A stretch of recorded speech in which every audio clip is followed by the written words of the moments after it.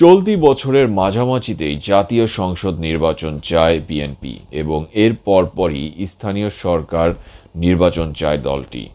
সম্প্রতি অন্তর্বর্তী সরকারের পক্ষ থেকে জাতীয় সংসদ নির্বাচনের আগে স্থানীয় সরকার নির্বাচন করার পরিকল্পনা জানানোর পর গতকাল সোমবার রাতে বিএনপির নীতি নির্ধারণী পর্ষদ জাতীয় স্থায়ী কমিটির বৈঠকে এই সিদ্ধান্ত নেওয়া হয়েছে। এদিকে আজকে দলের চেয়ারপারসনের কার্যালয়ে এক সংবাদ সম্মেলনে বিএনপি মহাসচিব মির্জা ফখরুল ইসলাম খান আলমগীর বলেছেন, চলতি বছরের মাঝামাঝিতেই জাতীয় সংসদ নির্বাচন করা সম্ভব।